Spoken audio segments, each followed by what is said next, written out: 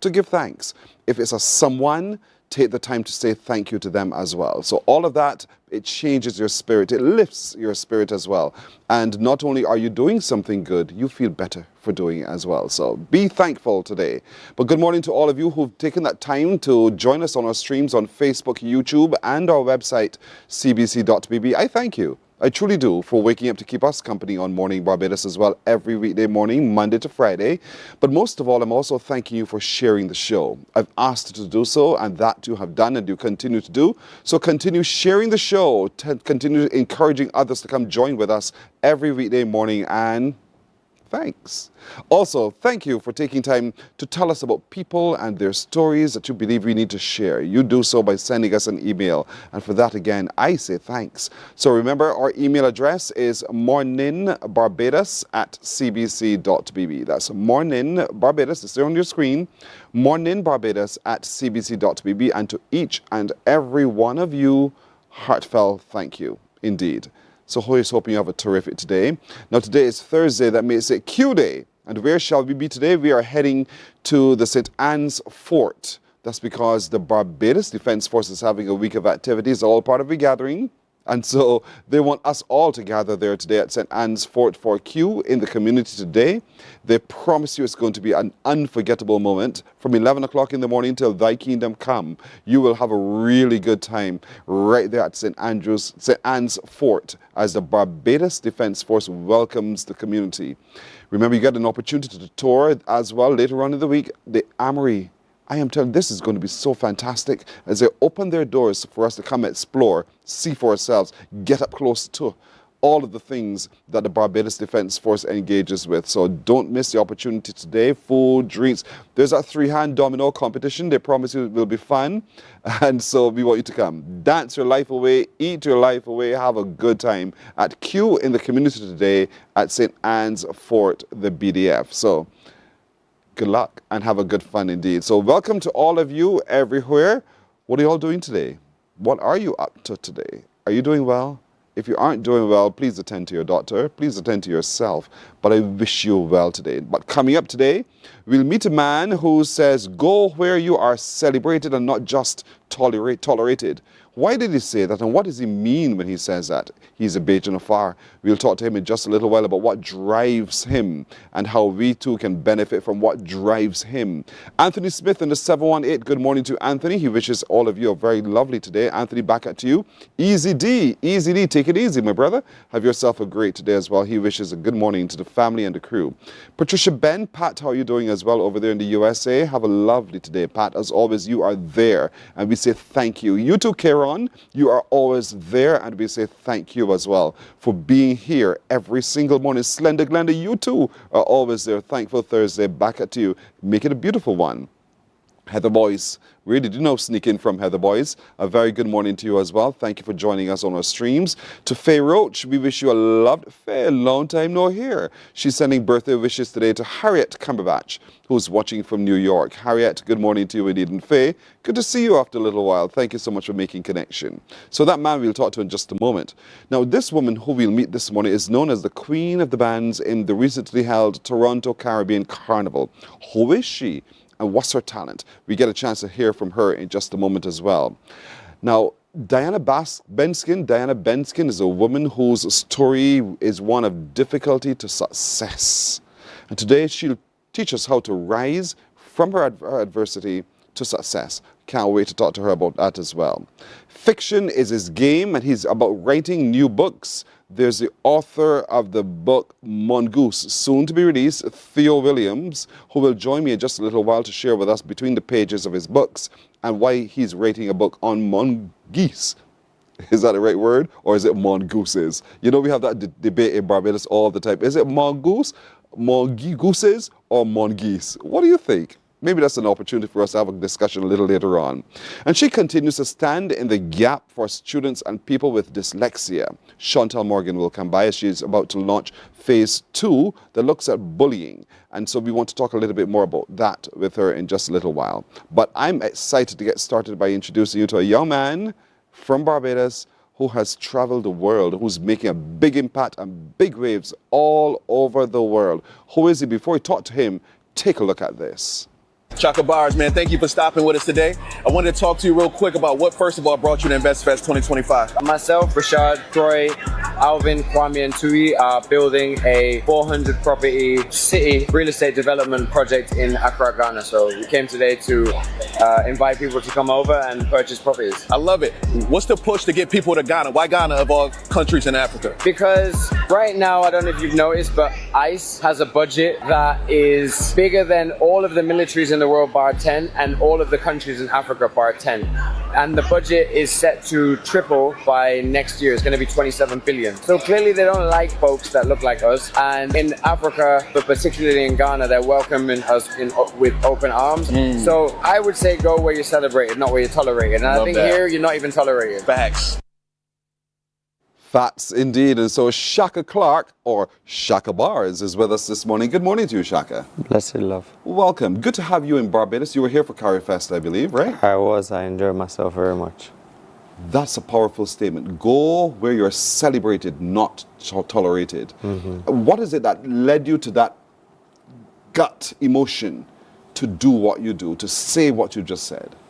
I think it was probably being raised Rasta and learning about Marcus Garvey from young and learning about building your own things from young and not trying to beg at other people's tables or try to get the crumbs off the tables that you built. Is rather go to a place where there's no red tape and people want you to succeed rather than go to a place where you have to succeed in spite of the dominant philosophies of racism and all of these things. That's a system of rebellion and resistance that you've developed. And so talk to me about how you were able to navigate that belief in the...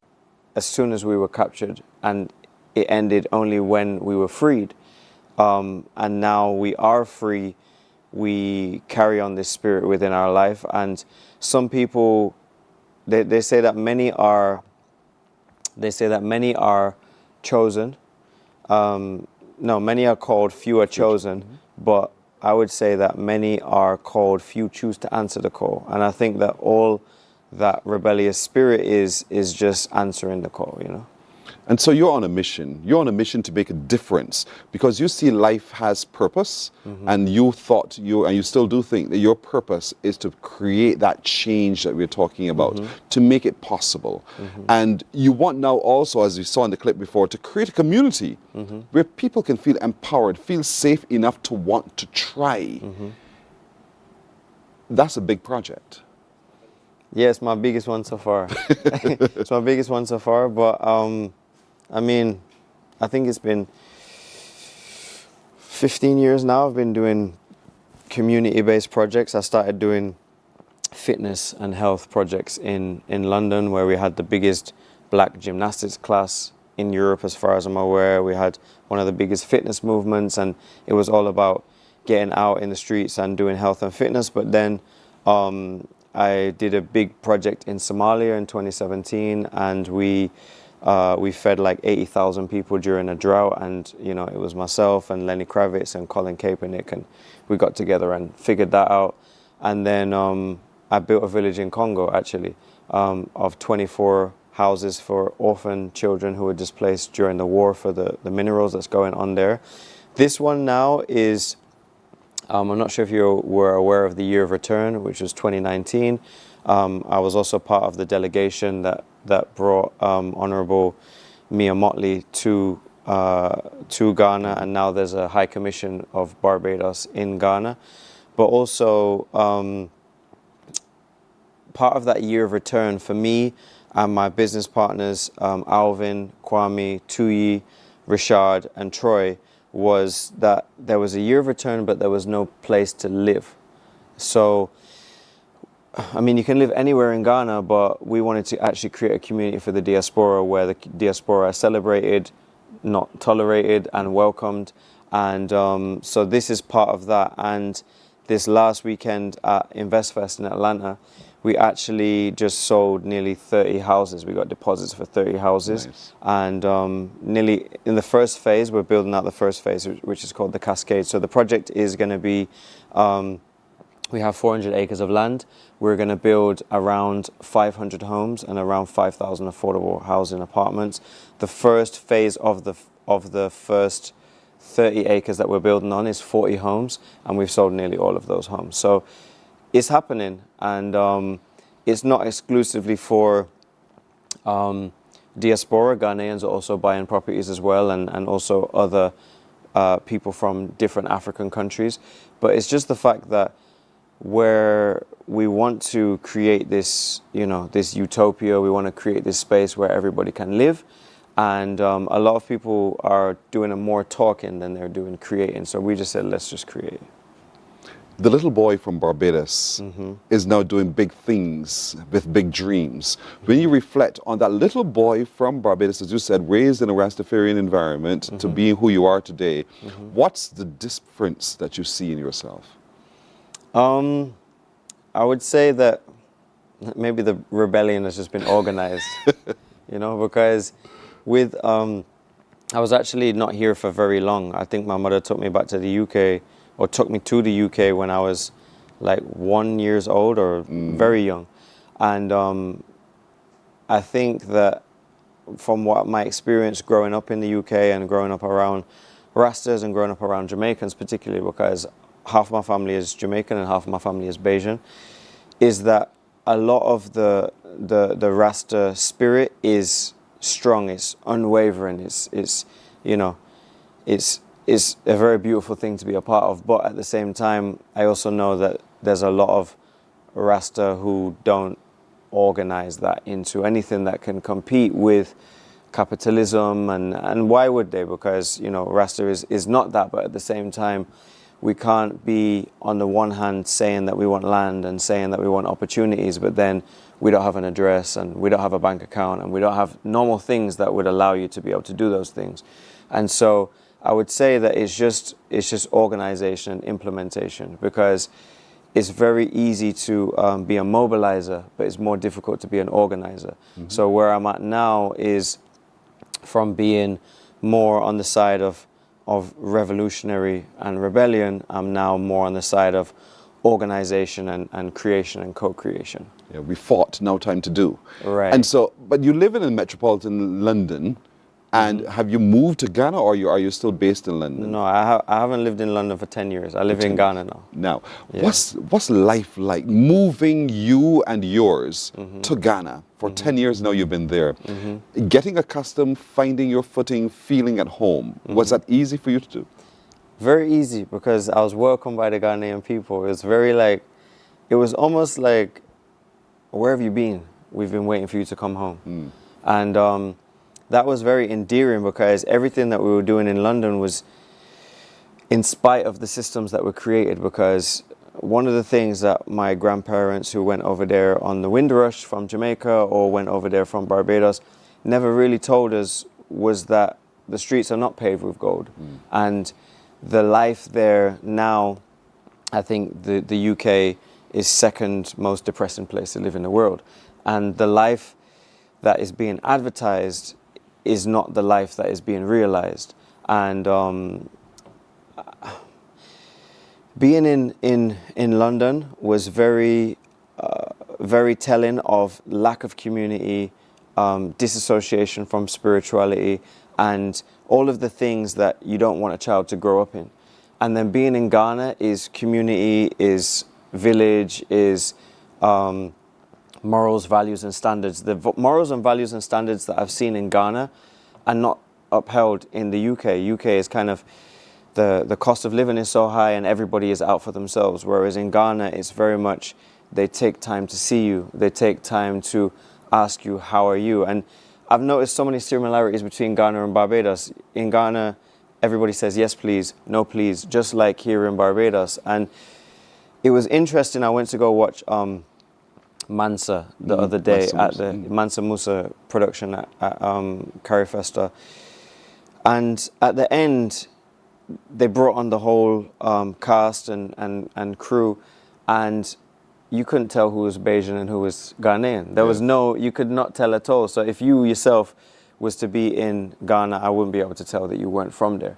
And it was very beautiful being in a place where the standard of beauty is blackness. The standard of beauty is African, and especially West African, and they really get it, and they're very progressive. It's one of the fastest developing economies in Africa, and it's almost like we're in an African Renaissance period, and it's very beautiful to go there and be there. I've never met anybody who's gone to Ghana and said they had a bad experience. Wow.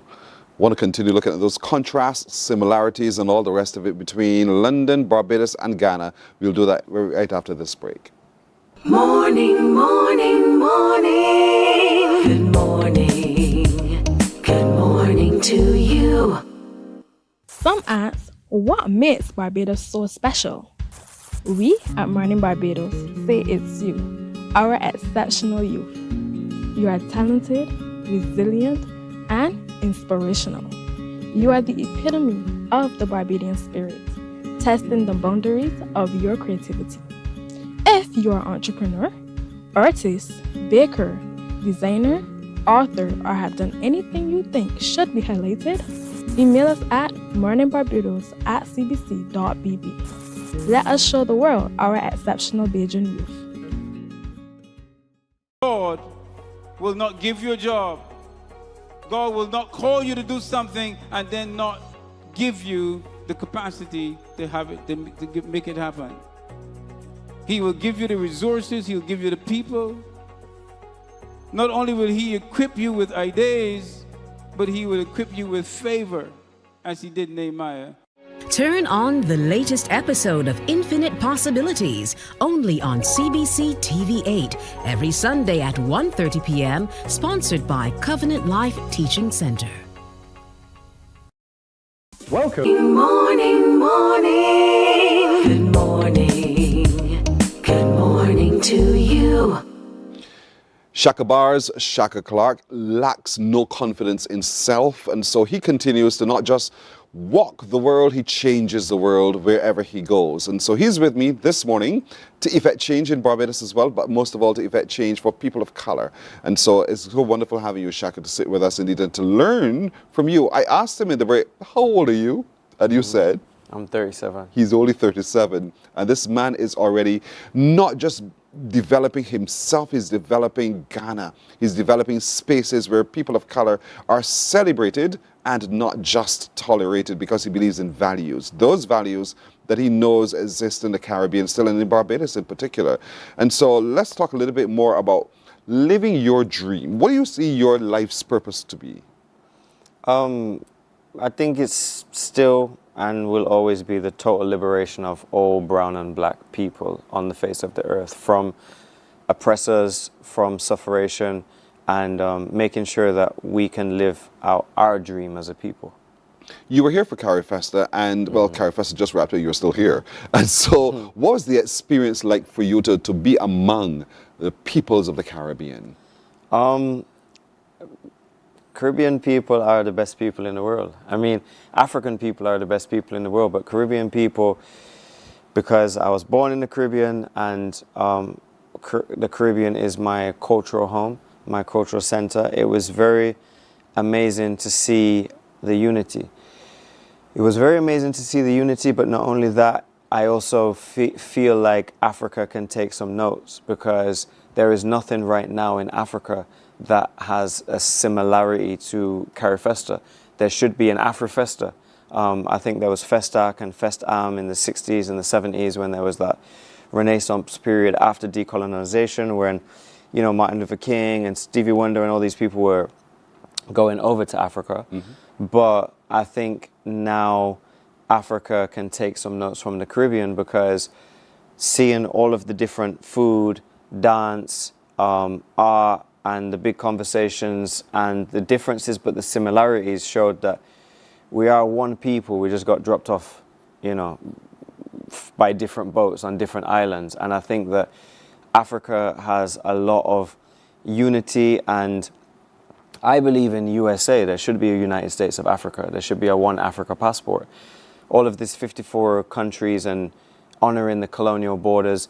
When I saw Mia drop the Queen of England as the head of state and make Barbados a republic, that for me was a big message and a big signal that you know, I'm proud to be Bayesian, but also I need to do more work. I need to do more work, and we need to do more work as a people, because how is it that there are so many trade routes within Europe, so many trade routes within Africa and doing trade with Asia, but there's so few trade routes between Africa and the Caribbean, and it's one people, and it's that type of situation where I'm like, actually, why is it that we always have to go to Europe? Why is it that we always have to go to the USA if we want to do things, when a direct flight from here to Ghana is only 8 hours? So why are we flying to the USA, and why are we flying to the UK and paying all of this money when we can just trade across, you know? People who look like you sometimes don't have doors open to them. They have doors shut to them. Have you had that experience? In the Caribbean or in Ghana? No, anywhere. In the world? Yeah, all the doors get closed. But the thing is that you have to force them open, because people that look like us are not going to be invited to... The master is never going to give you the tools to dismantle his house, right? Give you the tools to build his house, but never give you the tools to dismantle his house. So it's like you have to go out and pick up your own tools and figure out a way to open the door. And I think it was Malcolm X's his mother that said to him that if you care about something, you better make some noise about it. And it's part of us not backing down and not being silent, because I think it was Zora Neale Hurston that said that if you're silent, they'll kill you and say that you enjoyed it, right? And it's better that we are actually loud and say, no, do you know what? We need a direct flight from Barbados to Ghana. We need a direct flight from Barbados to Senegal. We need a direct flight from Trinidad to Nigeria, etc., because these trade routes are not only part of our ancestral heritage, but also our birthright.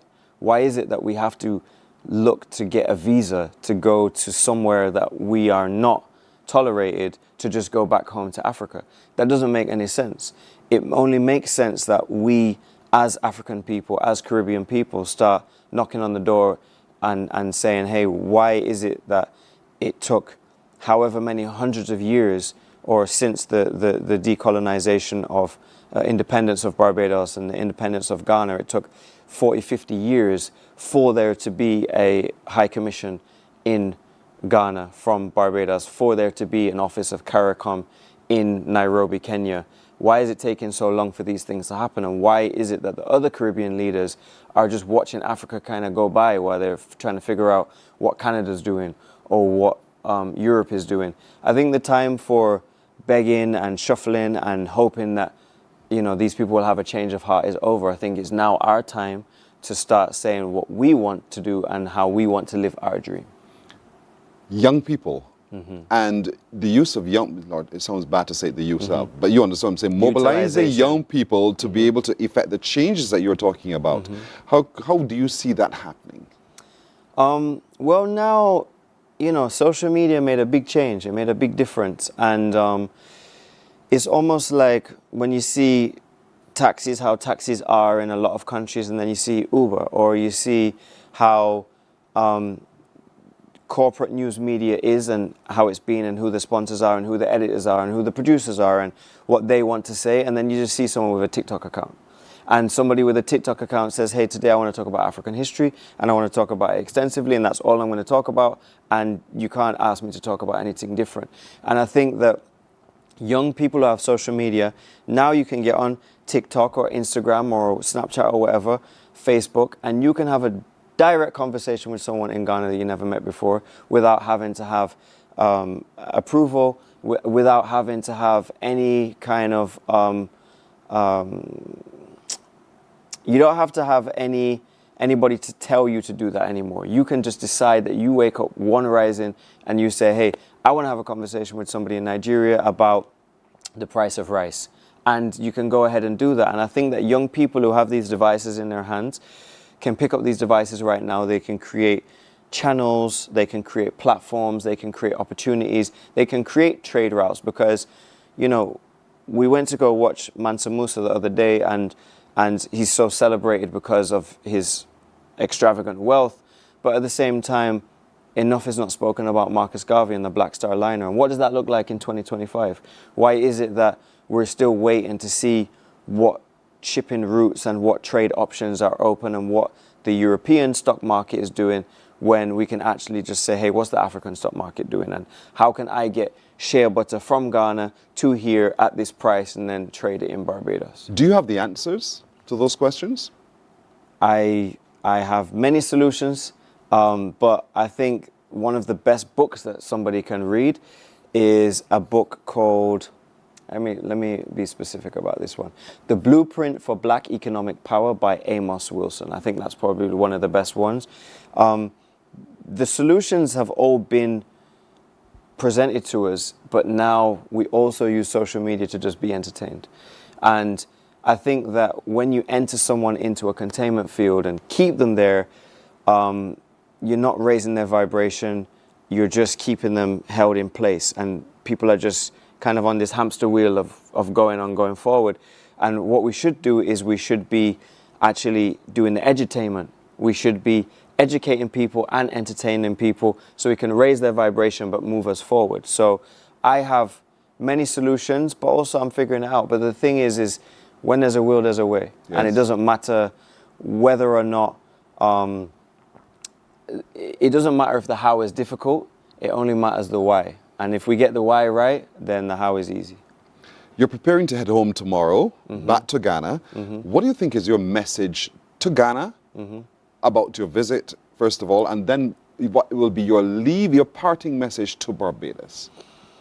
Ghana right now is, it's home, and I'm happy to go home. I think I'm refurbishing a boxing gym in Ghana because I'm a boxer, and I hope that as Nzuma Nelson once was the champion of Africa and the champion of Ghana, we're looking for the next boxing champions in Ghana to the rest of the world. Ghana's got one of the best economies, as I said before, right now in the world. The city has been doing amazing, and we hope that within, 4 or 5 years' time, it will be one-on-one with the dollar. Right now, I think it's 11 cities, Ghana cities, to the US dollar, but we hope it will get to one-on-one. So yeah, Ghana's amazing. I can't wait to be home. To Barbadians, I would say, here is captured land. As much as Barbadians have made the best out of what has been given and what has been done, here is captured land. Jamaica is captured land. Cuba is captured land. Dominica is captured land. And I think that I would hope that everybody can understand that we've been here for 300 years, 400 years, right? Our ancestors have been here for that amount of time and done the things that our ancestors have done that have made us proud. But there's a big difference between being somewhere where your ancestors' bones have mineralized the soil for 400 years and being somewhere where your ancestors' bones have mineralized the soil since the beginning of time. And everybody says that when they put their foot on the soil in Africa, it's a different kind of magnetization, it's a different kind of feeling. And I would say to Barbadians, as many as you can, make it home, or at least to Africa, or at least create a connection for your children and your children's children so that they can go if they choose.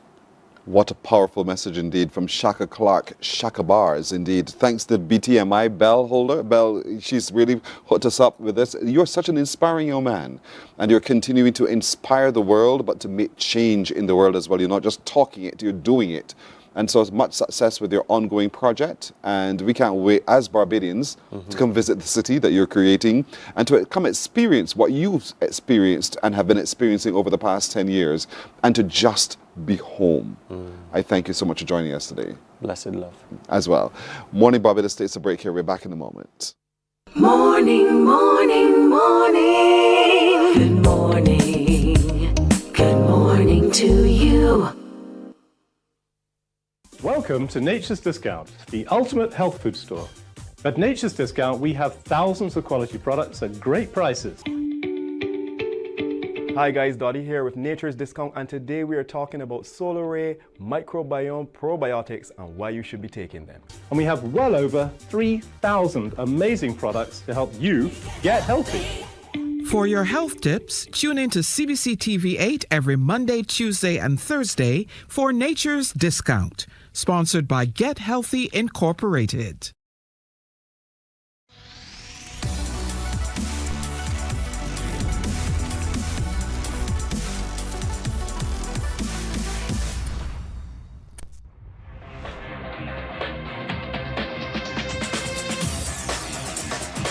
Week after week, Scald presents exciting reports and documentaries on the most varied topics of our time. Spectacular developments and innovations, lifestyle and trends of tomorrow, mobility and tourism, health news, highlights from art and culture. Each contribution grabs the viewer with extraordinary images and stories and takes him into fascinating worlds which he experiences here exclusively and up close. We're there when companies and specialists develop super satellites for a global network in space and can look behind the scenes. Scald is a window to everything that is there or is... Morning, morning, morning. Good morning. Good morning to you. We're at 26 minutes now to go to the hour of 7 o'clock as we reach across the seas to engage with a handful, literally a handful of talent of a Caribbean expression living its best life in Canada. And so I want to introduce you now to someone who we shall engage with. Her name is Arianne O'Brien. She's known as Handful online to a lot of you indeed who engage in her music. She's a singer, songwriter, and just a powerful woman packing a big punch in Canada. To you, Arianne, good morning. Present, good morning to you. How are you? I'm doing well. How are you? Wow, it's bright and early. Yeah, for performers, I know how that is for you guys. You tend to sleep late and wake later indeed. So talk to me a little bit about, because you were born in Trinidad, and in your early teens, I believe it was, that you migrated then to Canada. Am I right? Correct. I came to Canada in about 2007, 2008. And what was that like for you to make that transition? It was a major transition for me because, it was more so a dream of my parents to come up here and, make a life for themselves. My mom actually grew up in Canada for a big chunk of her life. So, it was a big difference. It was a change. I was actually in high school at that point. So, it was a big transition for me. And the things that were available to me home, culturally speaking, I was involved in dance, I was doing pan, I was in school with choir and stuff like that. So, certain things that I had available to myself down there, I didn't really feel like I had up here at the time. We made our way, and the process took its time to adjust, but I think we've adjusted quite well so far.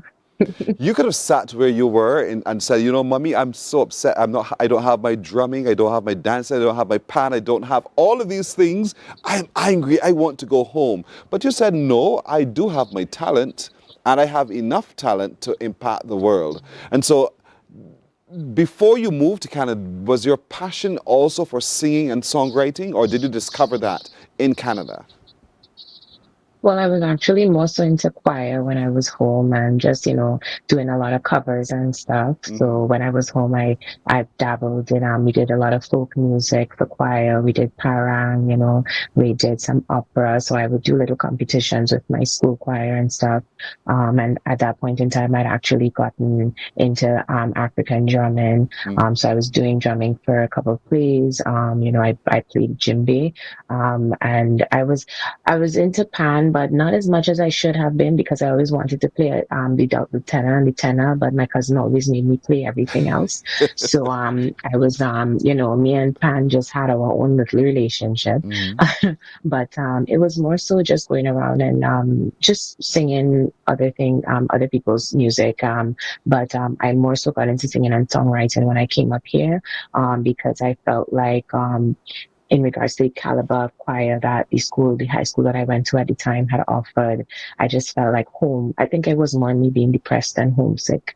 So I think I shut myself out a bit from, joining in with the choir at my school and stuff like that. So that's when I really started, you know, putting pen to paper and being like, okay, express yourself and push yourself in that way. Large metropolitan city you're in now, being seen and heard, how has that been for you? It has been quite the ride. You know, the environment here is very much different.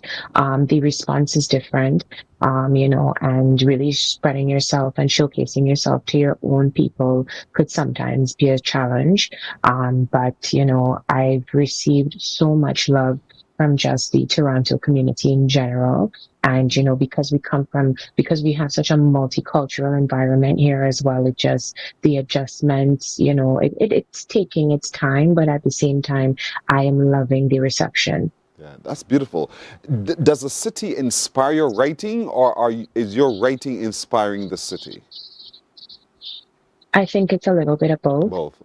Just because, you know, for me, it's like, while I have my Trinbagonian background, but because I've been here for so long, I've been able to basically kind of adapt to the genres and create my own lane in that sense. And, you know, so my music, while it's still soca, it has this mainstream twang to it. So I feel like the city has definitely influenced me in that sense. So you can really tell the difference between the fact that, you know, I'm not soca, but I have a nice blend.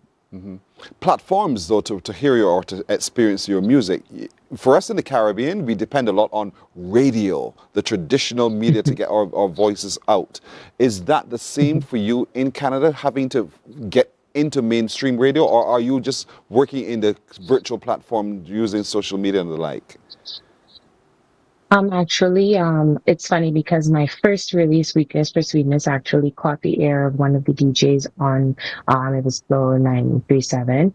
Dr. J, he's actually one of the biggest soca DJs up on this side. And, you know, I was able to actually hear my first release on new radio. And it was such an experience. And I mean, I've been able to kind of establish that relationship. But actually 2 weeks ago, he actually played one of my songs for the Northern Prescription. So, you know, you do get that support for local artists up here. It's really just how people vibe with the music, you know. But I've been able to start really reaching out to other radio stations. It's taking its time, but you know, nothing sooner than it needs to come. But virtually, I have definitely made a big push.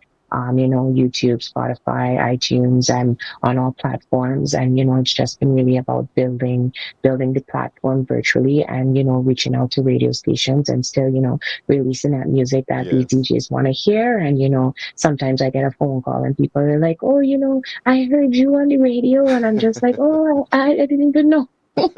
You know, and I had gotten placed on, I know they had Baddies Caribbean, they had that going on for a while, and people kept on calling me going, oh, I think I heard you on this TV show, and I was like, really?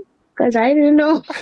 So, you know, then eventually you find out, you know, and people reach out, and it's, you know, so I have different people reaching out. So I think, you know, it's just really finding my balance in between the two. But it is, some days you have your challenges with picking up on local radio and stuff like that. But I feel like throughout my journey, I've had a good support system. So you've released a number of songs already. I know we can find some of them on YouTube. What's your biggest one for you, Arianne? For me, I would say my favorite is actually my newest release, which is Hibiscus Wine. Hibiscus Wine, I don't know, for some strange reason, it just really played into everything for me this year.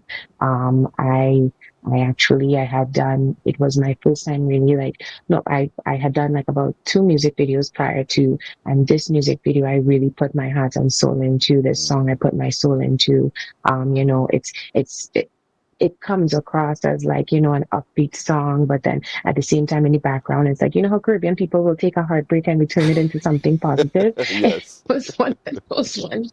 But, you know, I must say that it's, I worked really hard on the set, creating everything from scratch, just creating the entire, presence of how I wanted to do things, how I wanted everything set up. And it actually played in very well with it played in very well with me for Caravana and stuff like that. So I would say hibiscus wine is like literally one of my babies. That, and of course, I love my weakness to sweetness.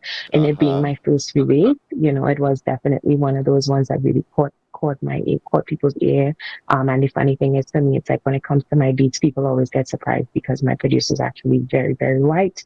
He's not from the Caribbean at all. He's worked with multiple artists, of course, from the Caribbean, but it's just him having been able to tailor hibiscus wine and my different beats just to really hone me and hone my sound. And I really feel like hibiscus wine really showcases my different areas and my ranges. You were queen of the band for Caravana this year. How special was that? It was absolutely beautiful. It was amazing. I actually played as the first queen for Barbados in Toronto. I played queen for Lux Carnival, and I was the pride of Barbados. Yes. So it played into hibiscus wine perfectly well, amazingly well. And, you know, I didn't just go and dance the mass. I actually played a major role in the actual production of the mass. Having a background in mass, I used to have my own little kiddie sections, and, you know, I would help out in production over the years. And I had taken a step back for a little while, and, you know, it was really Sharon and they that connected with me last year actually to perform for them. And then this year, you know, they reached out and they were like, you know, we really want to test the waters for Queen and see how it goes. And, you know, just something down to the nitty gritties of it, you know, the pollen spurs, the petals, everything, you know, just I really wanted a look where we could have it be as realistic as possible. And, you know, just being resourceful in regard to decorations and materials and stuff like that, because in it being our first time, and of course Lux is a bit of a smaller band, but growing in numbers every year. But you know, it was such an experience.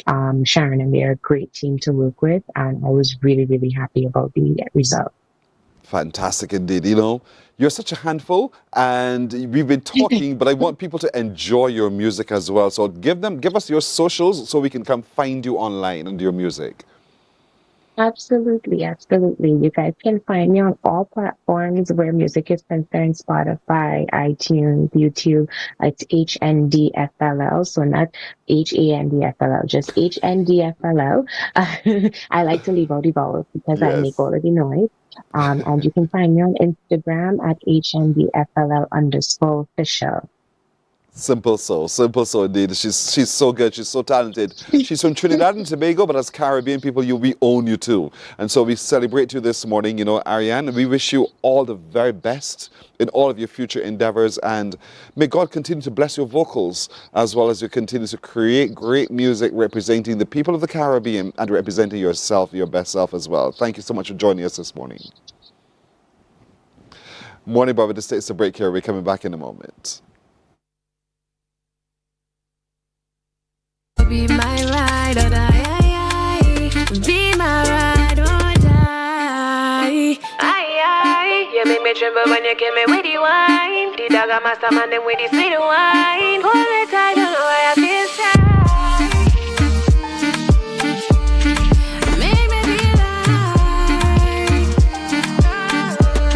hibiscus wine. Fool me twice with the sweet and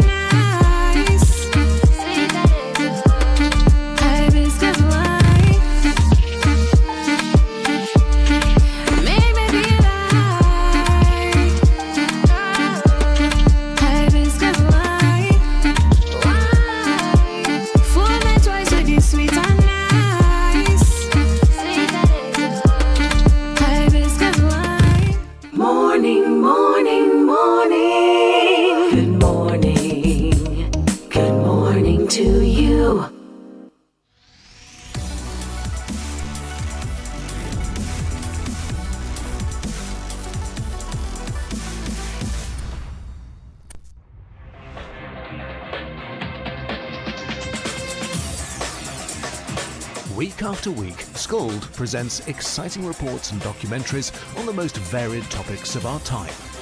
Spectacular developments and innovations, lifestyle and trends of tomorrow, mobility and tourism, health news, highlights from art and culture. Each contribution grabs the viewer with extraordinary images and stories and takes him into fascinating worlds which he experiences here exclusively and up close. We're there when companies and specialists develop super satellites for a global network in space and can look behind the scenes.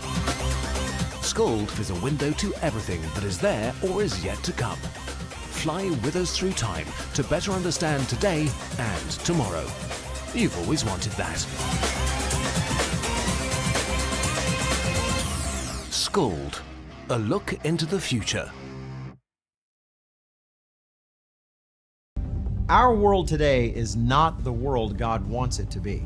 One of the reasons, which will surprise many, is that our planet, its governments, and its peoples are all living under the weight of Satan's rule. From the beginning of mankind's existence to today, human history is the written record of what it means to live under the rule of the devil.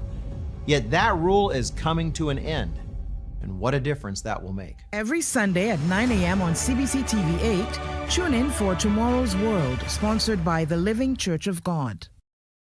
Books open your heart, your mind, and your soul.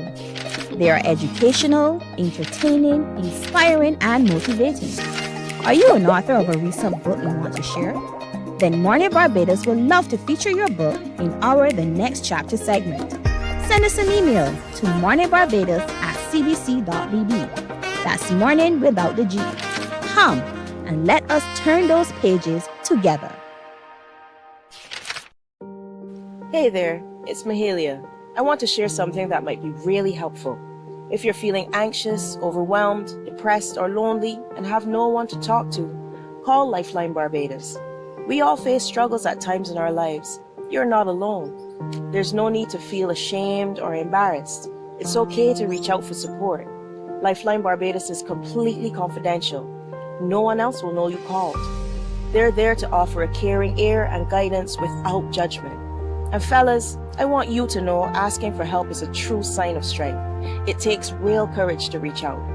You can also call Lifeline Barbados if you're worried about loved ones who are struggling and you need advice on how to support them. There's a saying, a problem shared is a problem halved, but not everyone has someone they can confide in. That's why Lifeline Barbados exists, to be there for you or someone you care about during tough times. Save this number. Lifeline Barbados is just a call away. Remember, you can reach out whenever you need to talk. There is a saying, you can find a Bajan anywhere. Are you a Bajan living abroad? Or do you know of one who has migrated to another country? Well, we at Mornin Barbados would love to have you or them on our Bajan Afar segment. Share your amazing stories, experiences, and how you have adapted to a new culture. Send us an email to morninbarbados@cbc.bb. And together we will travel the world.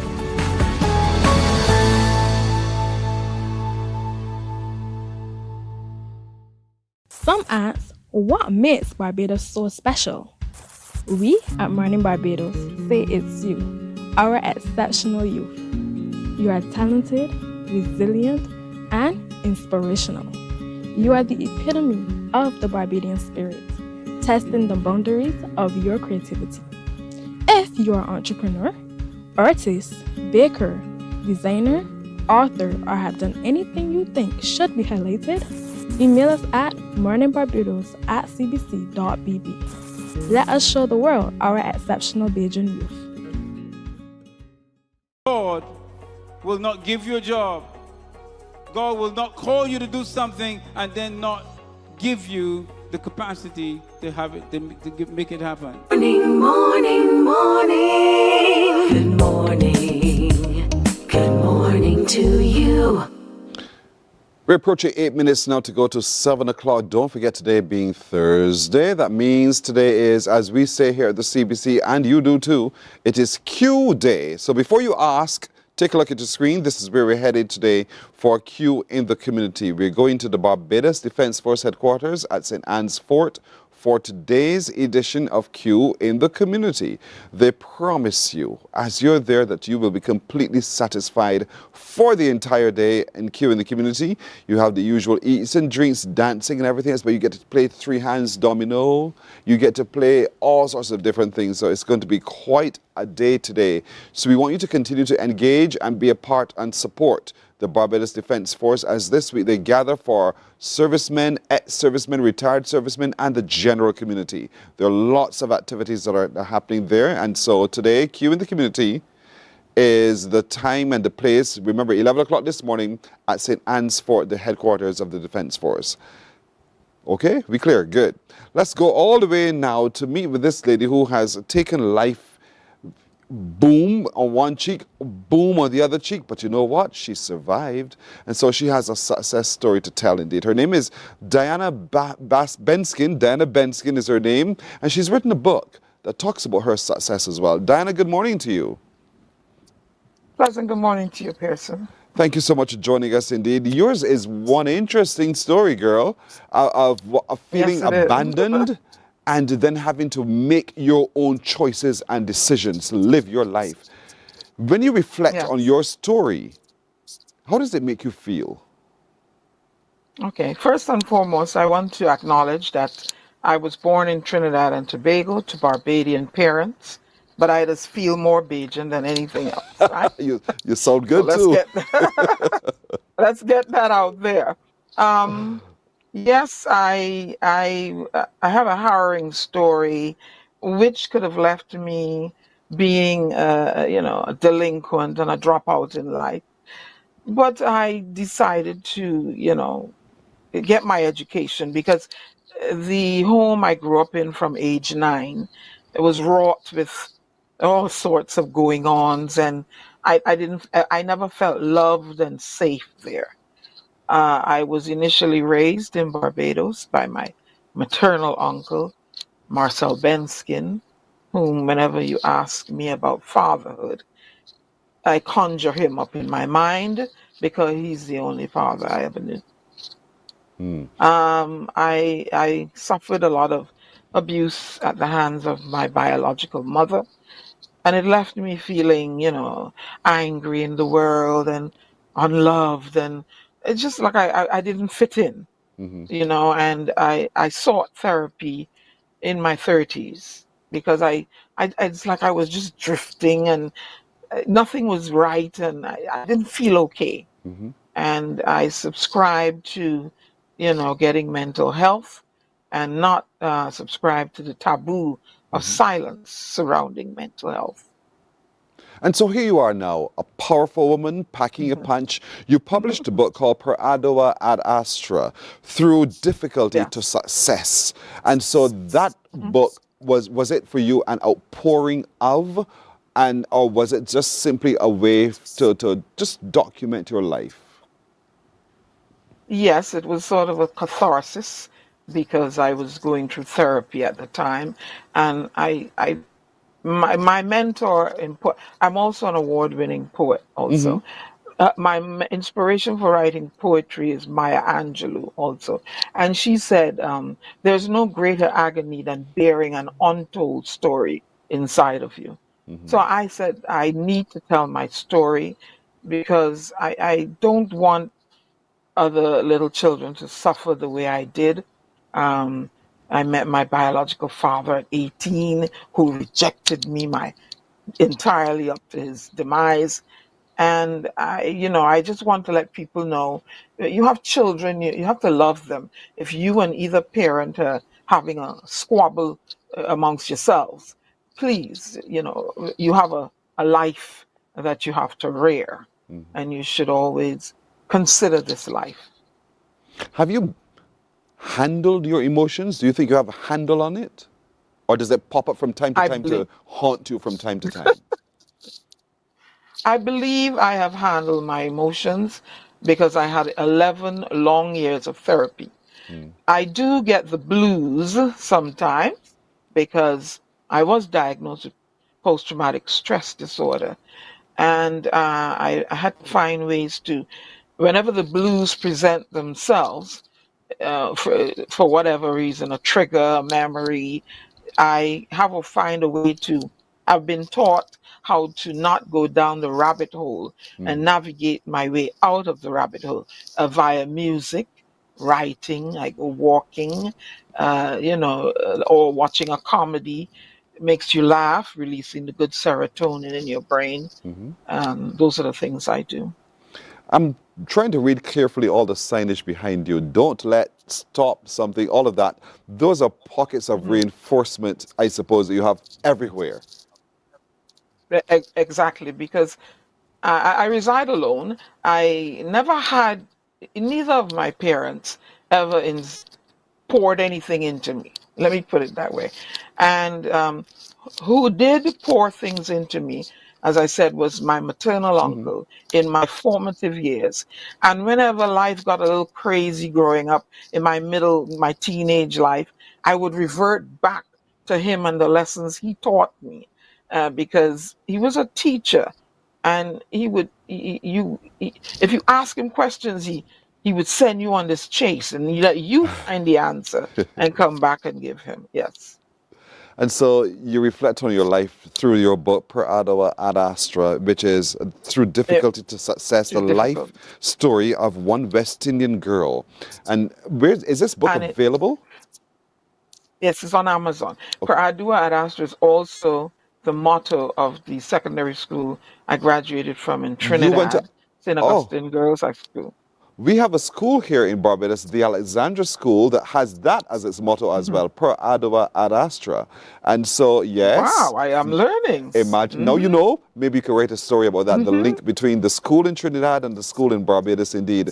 But it is a mantra, a motto by which you live your life. You've lived your life, that you are a success. And so the book is called Per Ardua ad Astra, Through Difficulty to Success. It's available on Amazon. You read not just Dan Benskin's story, because people want to get gypsy sometimes, as we say, but at the same time, you see yourself, you see your struggle, you see your challenges, folks, and you see ways out.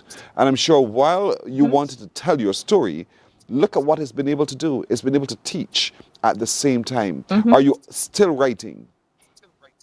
Yes, I'm working on Caesar's antics.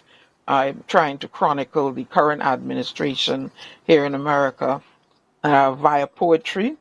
I'm also working on something called The Will Does It. The Will Does It is the motto of my first secondary school in Trinidad, which is the Curep Junior Secondary School. So when I looked, I said, wow, people, when they read Per Ardua ad Astra, they say, how did you make it? How did you, survive all the things that was done to you? I said, the will does it. And that is the motto of my first secondary school. You have to will yourself into doing things, because I've tried at many things and failed, and I beat up on myself because I failed at a task. But then I said, the Lord God that I serve, he didn't want me doing that. So he had to, show me, hey, this is not for you. And I went back. I was always a writer. I reverted back to my writing. And, I enjoy writing and poetry and reading and, and I've amassed many, many awards for my work. So, Whitney Houston sang it so beautifully. I was not built to break. Children are. I found my own strength. And you, Diana, through times of struggle and times of difficulty, you found your own way because you were not built to break. You're special. And so she's specially written books and poems and poetry with which we can engage. Just Google, you'll find her on socials, and you will find access via Amazon, the delight of the readings and the writings of Diana Benskin. Diana Benskin is her name. Diana, I want to thank you so much. I want to encourage you to continue doing well what you're doing. Continue staying positive, because you are one of the shining examples of what's possible when we stay focused and positive and giving thanks to those who have inspired you all the way through. You continue to give thanks to your maternal grandmother and your uncle, indeed, and that is beautiful to behold. I wish you well with everything else that you're doing. Can I say something before you go? The young man you had there from Ghana, he said he's going where he's appraised and not tolerated. Yes. For I am a soul that is emancipated. No longer will I seek your validation. I am going where love for me is real and not just in my imagination. Oh, that's so I wrote beautiful. that as I was speaking to him. Well As you were done. speaking to him. Well done indeed. Go where you are Thank you for having celebrated, me. not tolerated. Indeed. Diana Benskin, thank you so much for joining us this morning. All right. Morning Barbados is back in a moment.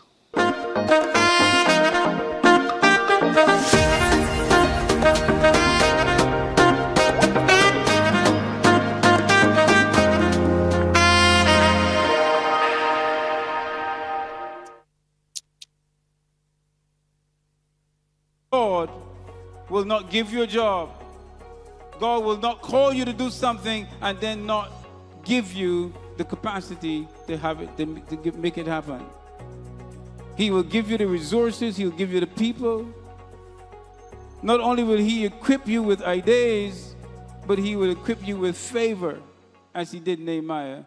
Turn on the latest episode of Infinite Possibilities, only on CBC TV8, every Sunday at 1:30 p.m., sponsored by Covenant Life Teaching Center.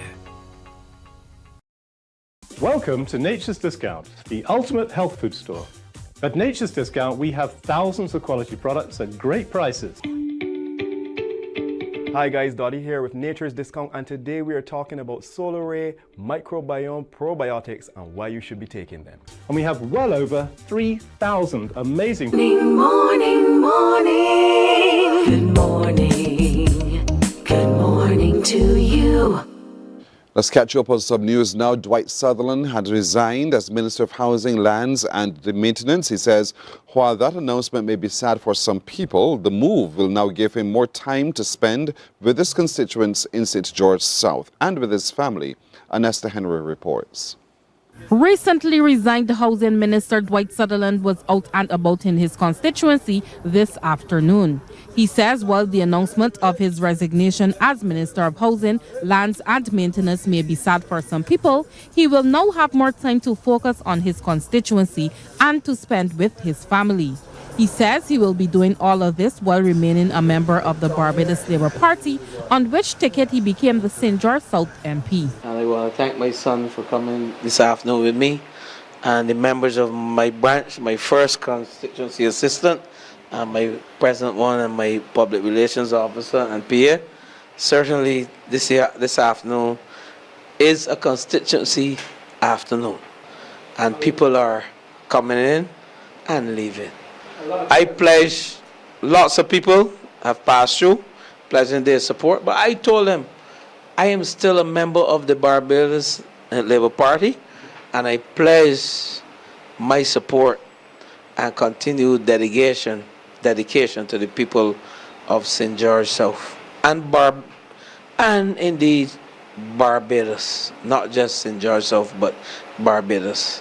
Mr. Sutherland is asking those who may be disappointed in his resignation to hold firm.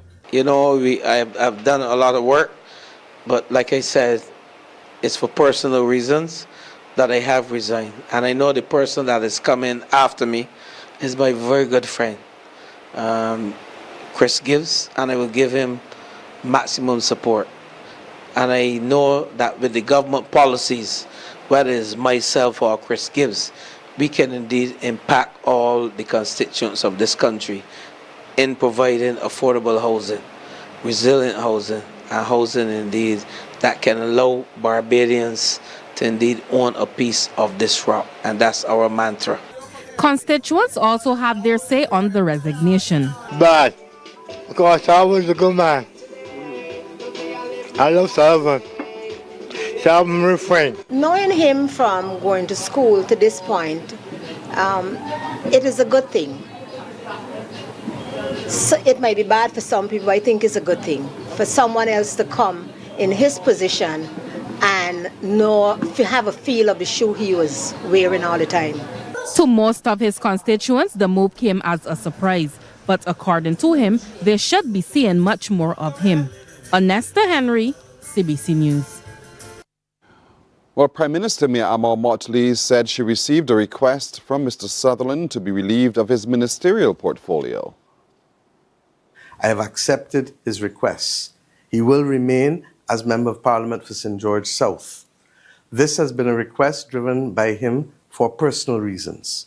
I have asked, accordingly, the President of Barbados to appoint the Honourable Christopher Gibbs, Member of Parliament for St. Michael West, as the new Minister of Housing, Lands and Maintenance as of tomorrow's date effectively.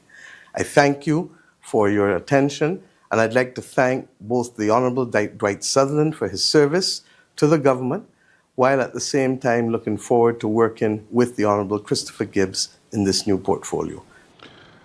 Political analyst Peter Wickham has weighed in with his perspective. He says the resignation has come as a surprise.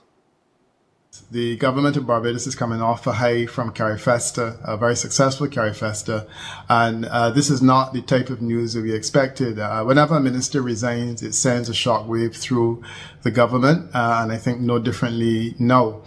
The question, of course, arises as to whether he jumped or whether he was pushed, and indeed the reason for either jumping or the pushing, as the case may be. Those details, unfortunately, we are not likely to know, and we'll probably never know.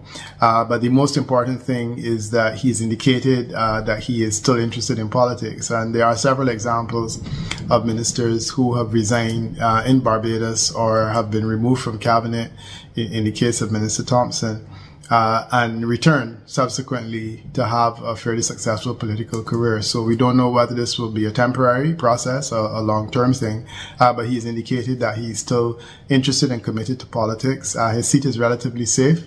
I don't think there's any question where that is concerned. So this is not the end for him. Having said that, the curiosity will continue, and the Prime Minister has also not attempted to address the issue. I do note that prime ministers in situations like these often don't make comments on matters of this nature. We probably have several ministers in the past who have been removed from cabinet or who have resigned from cabinet, and the details have never been known. So this will just be another one of those. Of course, there will be public speculation. Small and medium-sized enterprises may now refinance their stalled renewable energy projects under government's recently created loan refinancing facility. Those small and medium-sized businesses which obtained loan financing from banks and other lenders to install photovoltaic systems but were unable to connect to the grid may now apply for the loan. The new facility was announced in this year's budgetary proposals and came into effect on the 1st of April. Chad Levine is a technical officer in the project execution unit in the Ministry of Energy and Business. The refinancing facility actually gives the opportunity for these businesses to not have to immediately pay back for the loan through offering a moratorium or grace period until the PV system is connected to the grid, and it also gives a more favorable interest rate. The facility was created for all businesses in Barbados. It's only open to businesses and not residences. Levine went on to explain the projects which are accessible for funding. There are a number of projects that can actually access the loan funding. So distributed scale PV projects, which are the smaller scale, as well as large scale PV projects are eligible. These projects must have been completed, so a PV system that is completely installed and basically ready to be connected to the grid. Barbadians no longer have to wait in long lines to purchase their favorite scratch ticket on online games. Marketing manager of the Barbados Lottery, Julian King, says 27 lottery vending machines will be positioned across the island to offer people the convenience of skipping the line to play anytime. Speaking to the unveiling at the lottery's Wilde Commercial Centre, he says the locations for the machines have already been secured and all will be deployed and running by the end of the month. The iMarts in Barbados, you can go and play via the lottery vending machines at iMart. We have the A1 company in Carlton, Emerald City, and we are continuing to deploy these LVMs and activate them. We will have a team out that will be showing you, tutorials. You will be able to learn how to use it. It's very, very simple, very straightforward. There are a few things important to note. The machines does not give change.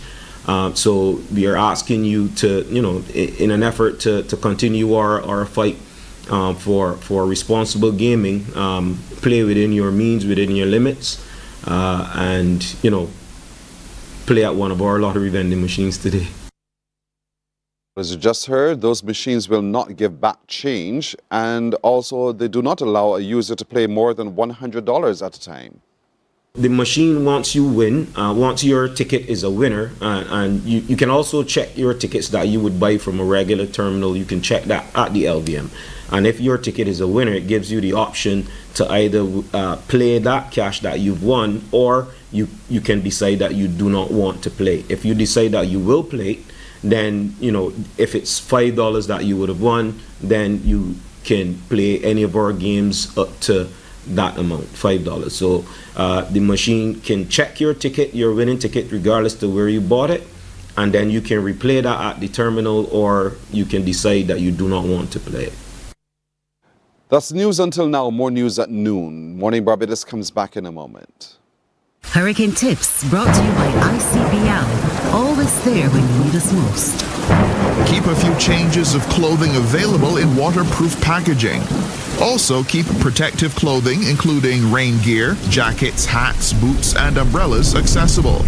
This tip is brought to you with the kind compliments of ICBL. For more information on available policies, call 434-6000. Morning, morning, morning. Good morning. Good morning to you. Welcome to Nature's Discount, the ultimate health food store.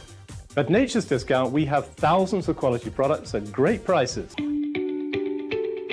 Hi guys, Dottie here with Nature's Discount, and today we are talking about Solar Ray Microbiome Probiotics and why you should be taking them. And we have well over 3,000 amazing products to help you get healthy. For your health tips, tune in to CBC TV8 every Monday, Tuesday, and Thursday for Nature's Discount, sponsored by Get Healthy Incorporated.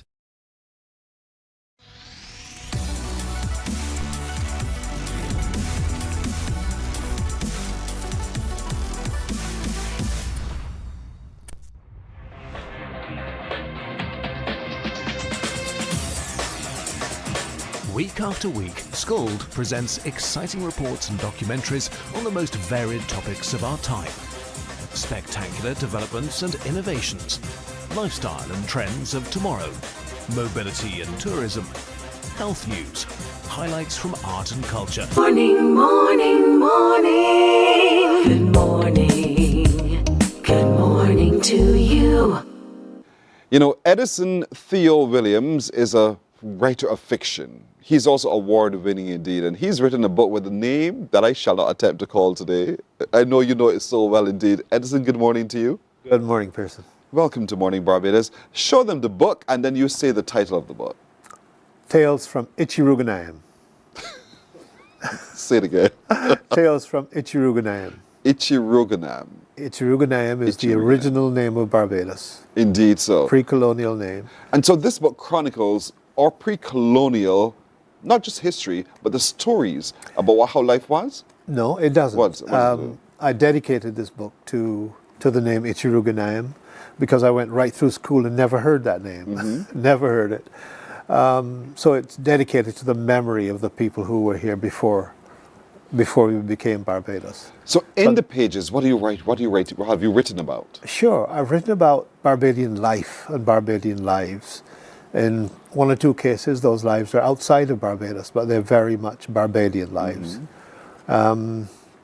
And they're 10 stories in all, mm-hmm. and they deal with diverse aspects of Barbadian life. You do fiction. I do so therefore fiction. You've created an image of what it could possibly have been, or who these people could possibly have been. Or did you do some kind of level of research to figure it out? In some cases, you do research. In some cases, you rely on memory of living here, of your upbringing, of your early life, right? And the people you grew up around, of course. All of those influence your writing. I'll give you an example. The first story in the book is called "Peace Off is Dead," and Peace Off is the nickname of a character, and the story really is about the dangers of alcoholism, and Peace Off dies through alcohol abuse, from alcohol abuse, and the narrator of the story has been asked by Peace Off's mother to do his eulogy, so he reflects on the life of Peace Off, and he has to do this eulogy, and he has to think, am I going to write about his alcoholism, or am I going to write about all the fun times we had together and all the good memories that I have? He does both in the end. But and there's more to it than that, but I can't tell you, I can't give away the story. Then why read the book? And so it's published now and it's available widely. It's available widely. It will be in bookstores. It came to Barbados just in time for Carifesta. Nice. So it was launched during Carifesta. Why did I miss it? Why did I miss it? I don't know. I don't know. I thought I spent enough time in the book store while I was there. Yeah, it was there. But for those who now want to get a copy, how can they do so? Yeah. Because I want to get a copy. Okay. Copies are available online, e-books or print book they'll send you. And it will be available in bookstores. Bookstores soon to come. And we'll keep watching. I was just focusing on Carifesta, and now we can really market in full way. And so this is your life, writing. I know you started in hospitality. That is correct. And then at retirement, you decided, you know what, I'm going to take put pen to paper, and here we go. Well, I always had an interest in writing. I love to read. And I didn't know if I could actually do this. Yes. But I was too busy with career and family and stuff like this, so I never got to do it. And then when I approached retirement, I went back to school. So I went to Cave Hill. I was in George Lamming's last class of creative writing, and I went to community college, taught by Edison Sandiford there. And then I wrote my first book, which was Facing North, Tales from Bathsheba. Yes, yes. And then I wrote a crime novel called Prickett's Well, a murder mystery. I've actually written a sequel to Prickett's Well, but it's not in publication yet. So we get this book over first, and then I'll concentrate on getting that out. Yeah. Oh. But suddenly there was it was almost as if the volcano erupted. All that you had within started to flow out. And here it is, you're pouring all of this into writing novels and books of fiction stories that are being told by you. Does it surprise you that all of this was in you? It surprises me a little, because I literally didn't know if I could do this. Yes. And but going to like the class at UWE was an interesting class. There were, I was the oldest in the class. I was retired, and then there were some young writers in there, and they were more experienced than I was, And there was young Shakira Bourne was there. She seemed like she was just out of school. Right. And there were other people who would go on and become published writers as well. Ingrid Prasad was in that class, and she's probably the most famous of the writers in that class. So it was an interesting experience. Wow. But you're also still writing, and there's a book you're writing about Mongoose. Yeah, Mongoose is the name of my next book. Yes. And it's a follow-up to the murder mystery. Right. So it's a detective story, same detectives. And it's not Mongoose, it's Mongoose. Oh, it's Mongoose. Yes. It's the Bajan pronunciation. I got you. I got you, Father, forgive me. So Mongoose is coming really, really soon, but for the moment, Mongoose will be next year now. It's written, but I have to go over it again and then, but let's get this out. So let's start the process here now. You would have written, it's published, getting seen and heard, getting your novel, your manuscript into someone's hands to say, I want to work with you, Theo, to get this finished. How was that? Well, I employ an editor. And Robert Sandiford was my first editor. He taught me at community college. He's brilliant. And he was my first editor. He's fantastic. And but he's also very busy. Yes. So I for this book, I had another editor for for this book, whose name I can't remember right now because I'm old. But no, that's Sarah Venable. Yes, Sarah yes. Venable. Oh, she's also brilliant. Yeah. Yes. No, Sarah did the editing for this. So editing, and then you go through the publishing process. And you hold your baby in your hands. And so, folks, this is what's possible. And I'm saying that, I'm glad you say, because I wanted to tie the fact that you're retired. Oftentimes, people tend to think, I'll give up at retirement. No. But that's another life. Absolutely. You need a plan for retirement. Yeah. And this is my retirement project. And you're doing it so well. Yeah. So very well indeed. Tales from Ichiruganayam. Ichiruganayam. And the artwork was done by my daughter and her husband. Well, that's a creative family. I mean, the wife is hugely creative, my very good friend indeed. And so this book is available online. You can have the ebook. I know there are several viewers who always ask, can I get an ebook? Can I get a soft copy? Yeah. Yes, you can. All of those things. And how do we do? We search for you, or do we search by title, tale of the book? Either one. Yeah, either one will do. So you see it on your screen. That's what you're searching for. And you get a copy. It is so fresh off the mint, so to speak. It was launched at CarrierFesta this year, just a few days ago, and now it's readily available for consumption by all of us of the region. Tell someone else about it. Buy a copy for them, and buy a copy for yourself, of course, and engage between the pages. It tells a story of some characters of Barbados. There are 10 or so of them. Correct. There's stories around them, and Theo's mind is so expansive. He really takes you there and take you outside of there as well. But it's really, really good reading. I haven't had a copy myself, but I shall have one real soon. I want to read this story because I believe there is so much richness that comes from the heart of Barbadian authors nowadays. Have you realized yourself, Theo, that so many Barbadians are now producing works? Absolutely, yeah. Absolutely. And that is so inspiring indeed. Yeah. He's working on Mangoose, still to come. You've had Facing North from Bathsheba. Yeah. Mm-hmm. And that is also published already? Oh, yeah. That's years ago. That was my first book. And then Prickett's Well, They Find a Body in a Well. Yeah. In St. Lucie. My land. The land of my birth. Is that right? As a matter of fact. Well, and so Prickett's is a fictional plantation in St. Lucie.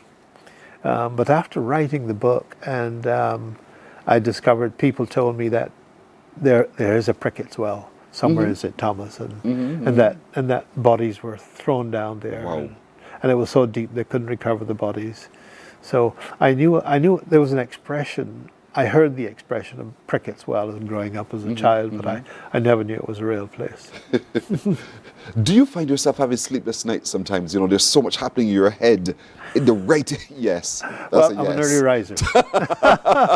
That's a good answer. But it's constantly churning. You're seeing the words flow, the story unfolding, and you're forced to get up and get going. I write down notes sometimes now, a little note, and Well, what a happy retirement you are such an inspiration. I'm now looking forward to retirement to get on to my passion project. Okay. And I think that's what it's really about. You said plan for retirement, plan to continue doing. And you're doing it so very well, Edson. I'm pleased. Is this one for sale in your hand, or is this your only copy? I can buy it from you. Absolutely. Absolutely. I'll buy it on the spot. So, folks, before he's left, he'll have his money in his hand, because this is really good reading. I really can't wait for you to get your copy yourself. I've just purchased mine on TV, and I have to, of course, follow my word. They're teasing me inside to pronounce the title of the book. It's right there on your screen. But it teaches you. This tells the story of Barbados. Barbados times ago. This is actually the story, tales from Barbados. That's the word, or indigenous word name given to Barbados indeed. And so we want you to find out more about your history through the stories that are told as well. Students who are heading back to school, make this a must read as well for the young ones who are heading back to school, and get to know more about the characters indeed. It's not a history book, it's a fiction book, but it's great reading indeed. And it's written by this man indeed, who is now living his next life in retirement and doing it so well, looking so good for doing so as well. Edison, thank you so very much for joining us. Thank you very much, Pierce. You're very welcome. It's available online. You can get it soon. Soon it'll be available in bookstores across the island. So keep watching the space indeed. Look for it. It is called Tales from Ichiruganayam. Good. Good. Well done. Well done. You got it. At the first go, do not ask me to say it again. That is by Edison Theo Williams. And so we really want you to get a copy today and enjoy the read indeed. Thank you so much. All the best. You're most welcome. You're very welcome. We're back in a moment. Morning, morning, morning. Good morning. Good morning to you.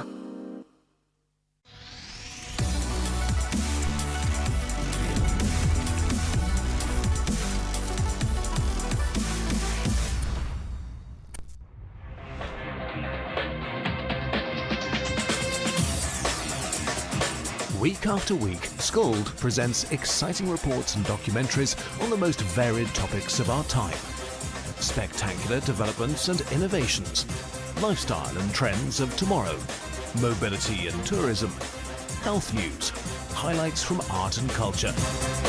Each contribution grabs the viewer with extraordinary images and stories and takes him into fascinating worlds which he experiences here exclusively and up close. We're there when companies and specialists develop super satellites for a global network in space and can look behind the scenes. Scold is a window to everything that is there or is yet to come. Fly with us through time to better understand today and tomorrow. You've always wanted that. Scold, a look into the future. Our world today is not the world God wants it to be. One of the reasons, which will surprise many, is that our planet, its governments, and its peoples are all living under the weight of Satan's rule.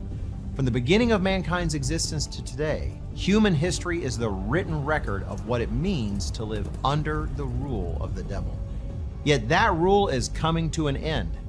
And what a difference that will make. Every Sunday at 9 a.m. on CBC TV 8, tune in for Tomorrow's World, sponsored by the Living Church of God. Books open your heart, your mind, and your soul. They are educational, entertaining, inspiring, and motivating. Are you an author of a recent book you want to share? Then Mornin Barbados would love to feature your book in our The Next Chapter segment. Send us an email to morninbarbados@cbc.bb. That's morning without the G. Come and let us turn those pages together. Hey there, it's Mahalia. I want to share something that might be really helpful. If you're feeling anxious, overwhelmed, Morning, morning, morning. Good morning. Good morning to you. 29 minutes now after 7 o'clock. I think I have the best job. I meet some of the most wonderful people like Chantal Morgan. Chantal, good morning to you. Good morning, Pearson. Good to have you again. She's a literary specialist indeed, and so it is so good to have you. I know the last time we spoke, we were talking about dyslexia. We continue still to talk about dyslexia because it still has, we have to vibrate even greater still. And we were talking about capturing the voices of the Caribbean because it was ahead of a presentation you had to make. Yes. How did that go? That went amazing. Yeah? So coming directly from the World Literacy Summit, I actually took Dyslexia Speaks Voices from the Caribbean to Toronto, Canada. So we went from Oxford to Toronto for the Young Professional Fellowship. And it is while we were there that I actually launched Dyslexia Speaks Stop the Stigma. So the presentations went really well. I especially enjoyed the Young Professional Fellowship in Toronto because it mapped in perfectly with the upcoming project in terms of focusing on mental wellness for youth. And Dyslexia Speaks Stop the Stigma will definitely be focusing on supporting mentally and socially, emotionally, those learners with dyslexia here in Barbados. You're about to launch it actually next week. When school resumes. And why the timing? I think it is timely because as children come back out to school, we want those who may be nervous to return to the classroom, who may have experienced stigma in various forms, whether from their peers or unfortunately from adults within the school setting. We want that situation changes, and we want that it changes now. So we don't really want to delay or wait until school gets underway before we do something. So I think it is perfect for the start of the school season that we come out of the gates and say, this is it, the time is now, stop the stigma. And we're doing this simply because there's a lot of ignorance around what dyslexia is, one. There's a lot of intolerance around what dyslexia is. There's a lot of not just the misunderstanding and the misdiagnosis, but people not recognizing the challenges that those with dyslexia face. And so this series that Chantal Morgan is launching in the schools next week when school resumes is really to build and heighten that sensitivity to people with dyslexia. But in heightening that sensitivity, we must be able to provide the avenues, the opportunities for people to feel not just seen and heard, but included in the whole process. Is this launch then for teachers, or is it also a launch for the students? So the launch is for students and teachers. The launch is for students and teachers, and then we're going to actually branch out to the wider community. I think it is important that we tap the students first, because they're the ones within the classrooms. And sometimes children can be unintentionally cruel, especially when they do not understand why their classmate may be unable to read, why they may take longer, or they may be getting most of their work incorrect. So we want these students to understand first and foremost that kindness is important. Even if you don't understand what dyslexia is, even if you don't know why something is happening, kindness is free. So we want to start with the learners, and then we want to reach out to the teachers as well, because throughout the project, what we notice is that even in attempts to be helpful, sometimes it exacerbated the situation, especially if a child was pulled to the front of the classroom. And then the other students will say, they're always at the front of the classroom, they're naughty, but they're really going to the front of the classroom for support and not for naughtiness. And the teacher may not understand how that act, done out of kindness, may be impacting the child outside of the classroom. But it opens up a conversation. And I'm saying this from this perspective because with Down syndrome, I know there's a day in which the schools stop and they don't bring Down syndrome children to the front. They say, look. But they give the children an opportunity to talk about what Down syndrome is and to make themselves far more aware, so that as they see another person sitting next to them, they have an understanding of what that child is faced with. And perhaps while dyslexia is not physically, you can't look at and tell someone has dyslexia. It's an invisible. You just can't look and see. Yes. But you must be able to find a way, teachers, I believe, to have that open discussion with your classes so that they understand differences, learning differences. And in understanding those learning differences, dyslexia is just one of them. Yes. It's just one of them. And you begin to open that sensitivity with the child. So we're talking about stopping the bullying here. Yes. And to stop the bullying means we need to be not just more sensitive and kind, but we need to be a whole lot more aware. And not act in further ignorance. And I think, Pearson, even as we're shifting to more inclusivity in schools, and we're talking about having classrooms where we're going to have diverse learners, it is important for the understanding of what these differences entails, especially for the students. So you may not be accustomed to having someone in your classroom who does not look like you or who does not respond in the same way, who may take a bit longer. What does this mean? So you want to bring this awareness from an early age, so that even as they transition through primary, secondary, and tertiary schooling, there is the stigma that was once existing no longer being in place. And that is a very serious thing. We have no idea the impact that it has on learners. And what I noticed as I was collecting some data is that one of these students said, when I first was diagnosed with dyslexia, I never knew it would be this hard. And she paused for a long time. You would almost think she was finished. And then she said, mentally, I never knew it would be this hard mentally. And you have to understand that children are not adults. They're still processing, they're still growing. And while as adults we may brush off things that happen to us, a child does not, nor should they, have the capacity to do so. The system should have the capacity to fix it. Yes. And that's what you're saying. So we need to attack the system, Lord forgive me, bad word, but we need to be able to find a way to get into the system to make the change we're looking for. But we also need to get into the minds of the little ones to make the change, to see the change that we're looking for. And this is what this launch is all about. And you're launching at St. Margaret's first? St. Margaret's Primary School, out the gate. And I think it is fitting to launch at St. Margaret's because I actually had a session at St. Margaret's when I was preparing for the Young Professional Fellowship Canada, where I did a project there about mental awareness for learners with dyslexia. And ironically, on the morning that I went, and the principal said, well, we don't have any diagnosed learners with dyslexia. Pearson, while we were wrapping up that session, the principal received a call while I was in her office from a parent to inform her that the child was diagnosed with dyslexia. She looked at me in disbelief, and I said to her, this is just the beginning. And therefore I knew in that moment that when I started the launch of Dyslexia Speaks, Stop the Stigma, that would be the first school that I would be visiting. I just got a lump in my throat, honestly, because I could not believe it, even almost in real time. As I was sitting there, when I saw her facial expression, I knew it was something big. And then when she ended the call, she said, we have a student with dyslexia. And the reality is, Pearson, that student did not join the school that morning. That student was always at that school. And what it means is that that student was just undiagnosed. And hiding. Or being hidden. Or hidden. That's it.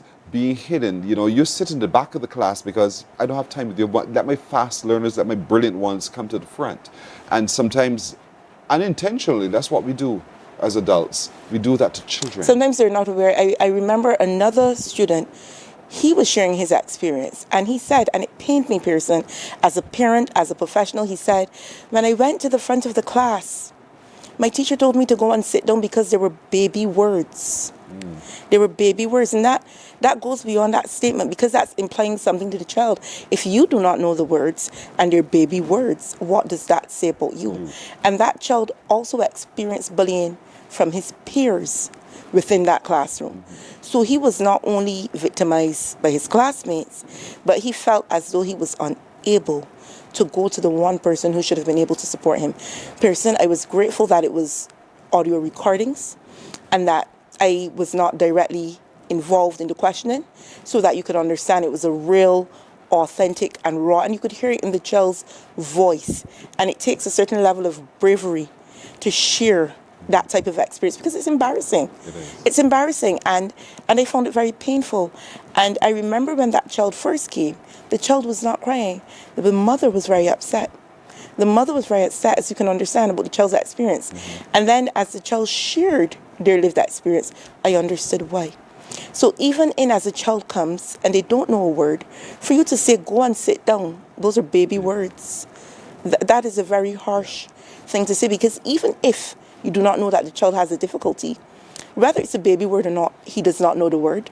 He needs help to learn the word, whether it is that you're going to help him syllabicate the word, whether it is that you're going to use some clues within the sentence, whatever strategies you're going to use, go and sit down is not a strategy that you're going to use. And therefore, we really want to support teachers. And I want to say, Pearson, so that the wrong image isn't painted, that there are many teachers out there who want to support these learners. And because we didn't just collect data from parents and children, we also engaged with educators, and many of them said, I want to help, I do not know how to do so. And I appreciated their honesty. Some of them said, even as we get the information, we don't know what to do with it. So yes, this child has a difficulty, but what does that mean for me? How do I go about supporting this learner in the classroom? And you can be kind, that is one way to do it, but kindness will not teach content.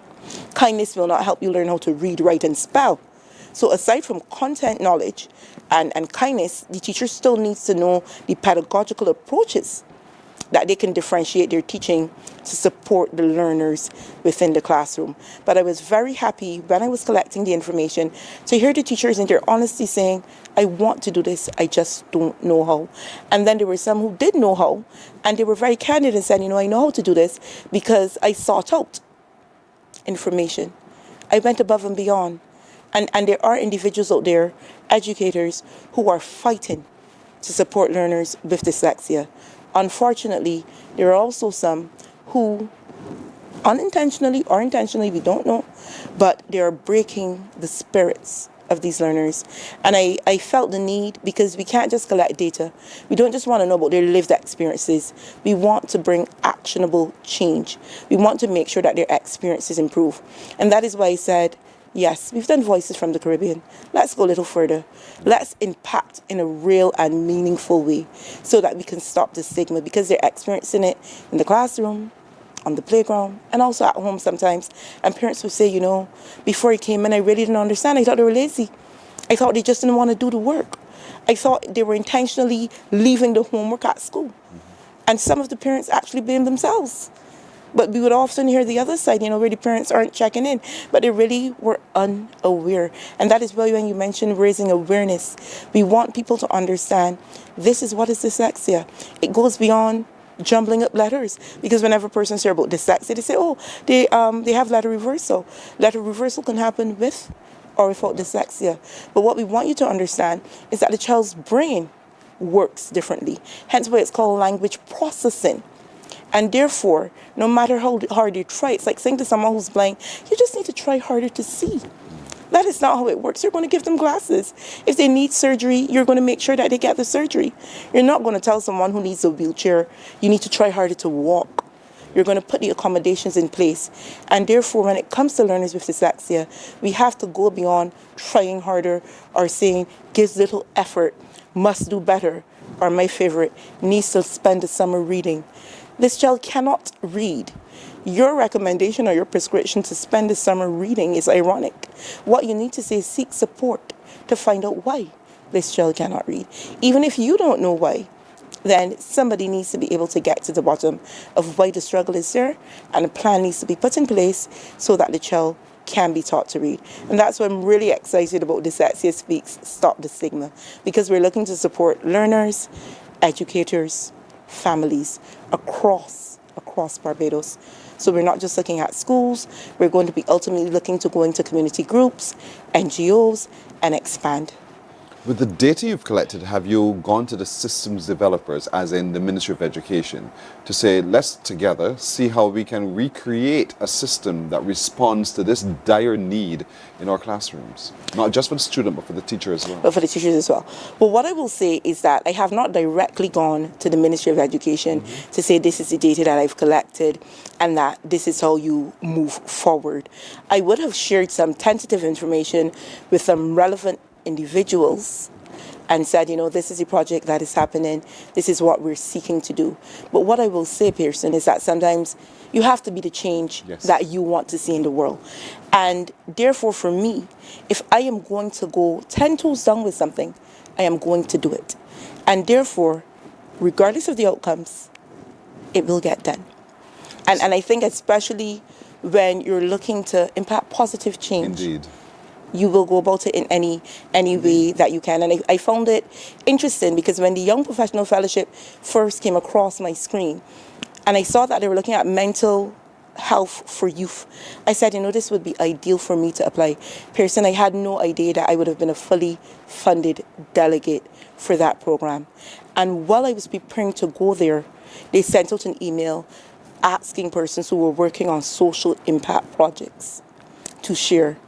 And I submitted mine with no idea, this girl from Barbados, and these were participants globally that I would have been chosen. I submitted my project, Dyslexia Speaks, Voices from the Caribbean, and Phase 2, Stop the Stigma. Pearson, both projects were selected to be launched at that forum. And therefore, I say that to say, if you want to get something done, by all means, I'm a fan for collaboration. I'm a fan for reaching out. Yes. But you must also be willing to go the distance. Absolutely. And I'm grateful that the organizations that I've reached out to have been very supportive, even reaching out to principals and saying, this is what is happening. There's no fee for you to host this at your school. If you're interested in this, and I want to take this moment to extend this invitation to principals, public schools, private schools, primary schools, secondary schools, tertiary institutions, because dyslexia doesn't go away the older you become. That's right. If you're interested in facilitating or having Dyslexia Speaks, Stop the Stigma at your organization, simply reach out and we will make it happen, because this is something that is going to change lives. What I see on my screen, is this it? This is how we reach out at the moment? Yes, you can reach out to me at 246-249-3033. You can follow me on Instagram at I Teach Transformation. We also have a website, www.iteachtransformation.com. Right. So folks, take a look at your screen. Take an active look at your screen. Don't just look and say, oh, I see. Read every word as best you can, and read every sentence as best you can, and reach out to I Teach Transformation. They can help you. I'm glad you expressed it in the way you did, because I was going to ask you, what does the launch look like? When you launch what are you launching, and then what do you follow up with? All right, so the launch is going to look like a really fun event because we're catering to students. So we will definitely have signage, we will have some arts, and we will have some drama as well. We're going to introduce the students first to what is dyslexia in a very child-friendly way because, again, we're mindful of the audience. Yes. This will shift depending on the age groups of the school. So the video for the primary level is not the same video for the secondary level or the tertiary level. So we're going to introduce them to dyslexia and how dyslexia impacts their peers, their friends, the persons that they interact with on a daily basis. After that, we're actually going to get them to be a bit interactive. There are going to be some drama presentations, but here's the thing, the students will be the one who will be engaging in the drama activities. They're also going to have some artistic activities as well, not just based on stopping the stigma, but on having a growth mindset, on realizing that I can change my brain, I can change my thought process, I can shift how I do things. I can be a responsible person. So they're going to have some artistic activities based around that. And then after that, they're going to share their plans for how they're going to support stopping the stigma related to dyslexia. They're going to have the opportunity not only to share, but they're going to have the opportunity when I come back for the follow-up to show me how they have put it into practice. Okay, that's important. I'm so glad you said there is a follow-up because sometimes we launch and we leave. No. And this is not a launch and leave. This is a launch. This is in for the long haul because we want to effect the change and make it real and have roots. And so with the launch of this, while they're having a fun activity on day one of the launch, they're left with a project to complete. Yes. And that project to complete is to take active action every single day until your return. Yes. And then you can do your report. And this is not about saying who gets the most, who gets it right. This is not what it's about, but to be able to effect gradual change over time. It takes time, but consistent, gradual change. In terms of monitoring now, because if you don't monitor it, it doesn't get done. It doesn't really happen. Correct. So what's the process to have that done? So the good thing about this is we will be working in collaboration not just with the principals, but also most schools, they have language arts coordinators as well, and they have guidance counselors. So we're going to be asking those individuals to team up with us so that they can track how are the children functioning within the classroom? Has anything changed in your lived experience? Are you seeing less occurrences of bullying? And then we're going to ask the children directly, what have you been doing differently? So you're going to have a little bit of a checklist, what I did before, what I'm doing now, what I plan to do in the future. And so we're going to be filling out and tracking and targeting this information. We're also going to be following up with the original students who would have spoken about their experiences, because what we're going to do, Pearson, is we're going to go into their schools directly.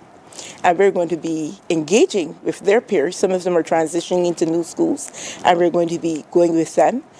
Their peers will not know that, but we'll be going into those schools, and we're going to be asking them, what is your experience like now? Yeah. What is happening? Do you think that what we're doing has been meaningful for you? And we're also going to be asking some of the parents who did say that they were unaware. These are some of the strategies you can use at home. We've already given them some, but we're following up. How are you coping? How has your language changed towards getting things done at home? How are you supporting them in having a structure? How are you helping them get tasks and activities? How are you collaborating with their schools to make sure that what happened before does not continue to happen? How are you helping to stop the stigma? Nice. And so I like the plan. It sounds like a really good plan. But there's some parents today who are saying, I don't know if my child has dyslexia. For me, it is just stubborn, and that's all. But they don't know where to take the next step to have the testing done. Would you give some advice this morning to that parent who is saying, that sounds like my little boy or my little girl, I want to help? Definitely. There are various places that you can go to get your child tested for dyslexia.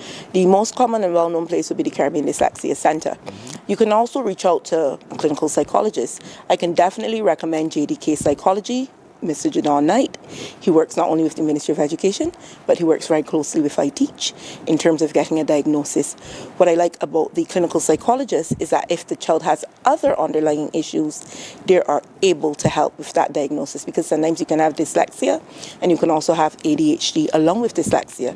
Or a child may have a challenge, but it may not be a specific learning difficulty in reading, which is just another term for dyslexia, but maybe they have challenges with numeracy, so they may have dyscalculia. So the clinical psychologist is able to go a little bit deeper. But for overall, the general diagnosis, you can definitely reach out to the Caribbean Dyslexia Center. And for those parents whose children do have a diagnosis, because sometimes when you get the diagnosis, you have the report, and then what? So once you get that report with the diagnosis, it doesn't exactly tell you what you're going to do next or how you're going to do it.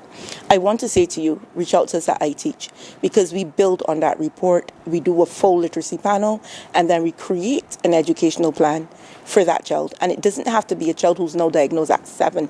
We have children that are 13, 14, 15.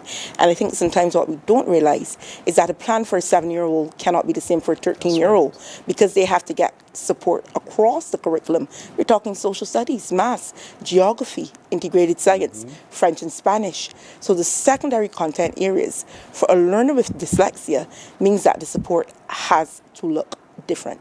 Even if that child has mastered reading, they now have to learn to master how they are going to read to learn. And if they haven't mastered learning to read just yet, then they need to learn both. They need to learn to read, and then they also need to learn how can I navigate the literacy in these particular subjects. And Pearson, I'm going to say an essay in English literature is not going to be the same as a cause and effect essay in history or a chronological essay. And therefore, we have to understand that it's not just a matter of getting them to read. They will need support in navigating the different subject areas, unfamiliar vocabulary. Can you imagine metamorphosis? Onomatopoeia? So those are terms. This word? No, I don't want to imagine that word. There you go. But valid point, that we want to have them in a space where even though they may have mastered primary learning, and I find that happens often where we get learners at 13, 14, and the parents will say, they had support in primary school, they did the 11 plus, and they were okay until now. And I say to the parents, no, they were not okay until now. I said, what happened is that they struggled through until they can struggle no more. And now they're at the place where they've reached maximum frustration. So you're saying to me, what has changed? Nothing has changed. The lack of support that they receive, that was removed, is what contributed to them being in a space now where they are struggling to the point where some are saying, I don't know if they're going to be able to do CSACs. And I usually say to the parents, all right, here's the thing. Let's pause, assess where they're at first, because CSAC is not going anywhere. The last exam is not being done in 2026. That's right. And there'll be no more CSACs after that. You want to first see where their capacity is, what they can do, and then you build on that. So I want to advise parents, if you have a child that's diagnosed with dyslexia, do not remove the support when you believe they've mastered reading, because learning goes beyond learning to read. And especially as they transition from college and university. And I want to say it's no novelty for learners with dyslexia to go to college and university, because they do. And they get the requisite supports and they thrive. And therefore, we want to create a space where once they've mastered learning to read, we teach them to read to learn. We want to teach them the skills needed across each subject area, because the literacies will vary.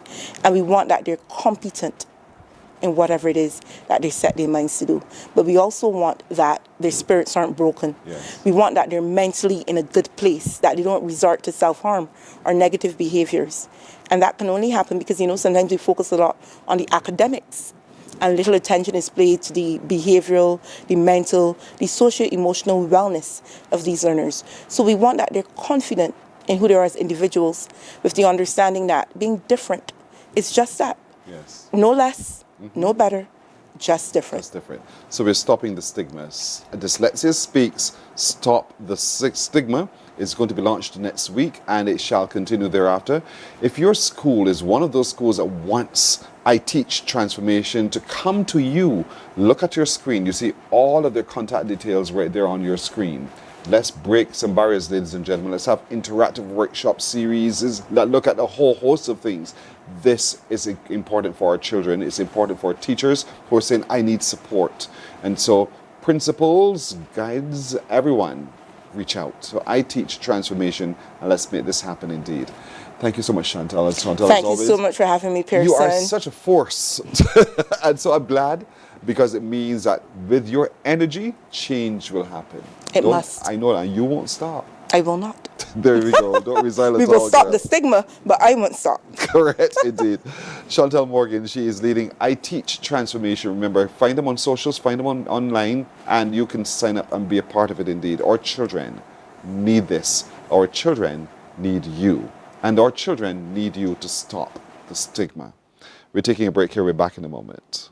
Morning, morning, morning. Good morning. Good morning to you.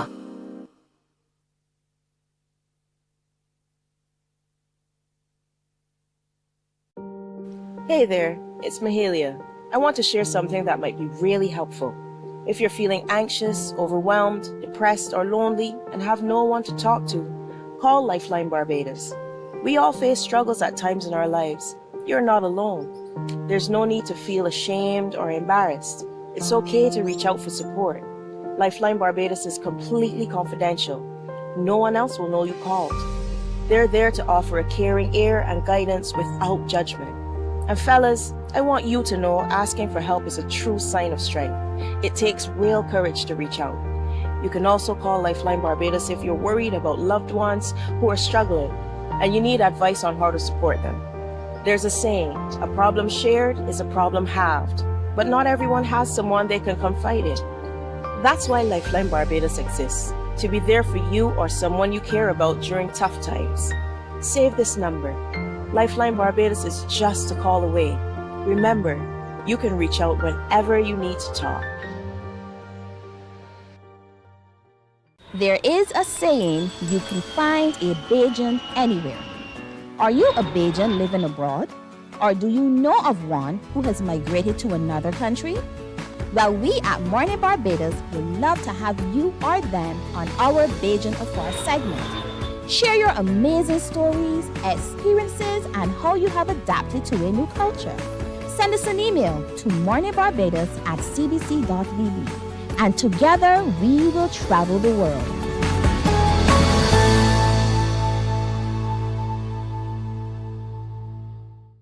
Some ask, what makes Barbados so special? We at Mornin Barbados say it's you, our exceptional youth. You are talented, resilient, and inspirational. You are the epitome of the Barbadian spirit, testing the boundaries of your creativity. If you are an entrepreneur, artist, baker, designer, author, or have done anything you think should be highlighted, Morning, morning. Good morning. Good morning to you. Don't forget your fun today includes attending Q in the Community today. Q in the Community is being held at the Barbados Defence Force Headquarters, St. Anne's Fort, from 11 this morning, all through the day, with everything that the Q in the Community offers indeed, with a very special competition at Three Hands Domino, and they want you to come and really have a good time as they gather at the Defence Force Headquarters for Q in the Community today, and all of the activities all week long indeed. So I encourage you to get out there and have some fun today. That's it for us today. We want to thank you for keeping us company. Be it the will of the Lord, we'll see you tomorrow. Take care, Barbados. Bye-bye. Wake up, wake up, wake up, wake up. Barbados, get up. Good morning, Barbados. Good